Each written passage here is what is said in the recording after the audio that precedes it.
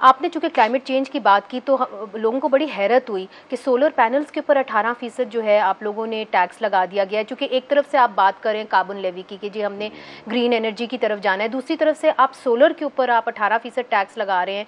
तो इसके अंदर ये होगा कि सोलर पैनल्स की वजह से जो है नतीजे के अंदर जो है आपके पास ज़्यादा आमदन इकट्ठी हुई, फिर लोगों के पास एक और जगह निकल आई जहाँ पे ये सस्ती बिजली पैदा कर सकते हैं, उसको आपने क्यों बंद कर दिया? आई थिंक बंद नहीं किया इसको।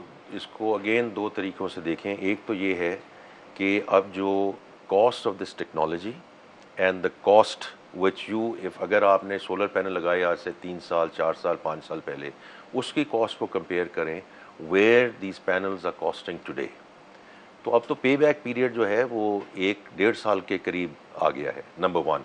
नंबर 2, हमने इस इंडस्ट्री को लोकली भी तो इंसेंटिवाइज करना है ना। ये कब तक हम बाहर से ये सोलर पैनल मंगवाते जाएंगे?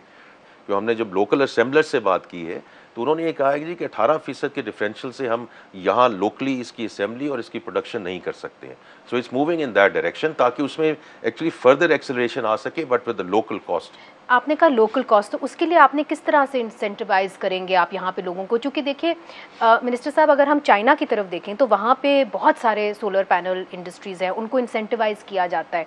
मगर यहाँ पे अगर हम देखें तो आपको कोई भी नहीं मिलेगा जो यहाँ पे सोलर पैनल बनाता हो। तो उसके लिए फिर आपने क्या आपने कहा इंसेंटिवाइज किया, किस तरीके तो से ये आप देखिए, उसको दिस इज़ द करेंगे? फर्स्ट थिंग ना कि 18% का जो डिफरेंशियल है इसको ख़त्म किया गया है ना। और दूसरा ये है कि जो फाइनेंसिंग कॉस्ट है वो आज से जो 1 साल पहले थी 23-24% पे काइबोर प्लस टाइप, वो अब आ गई है अराउंड 11-12%। और अल्लाह करे if it continues to move in this direction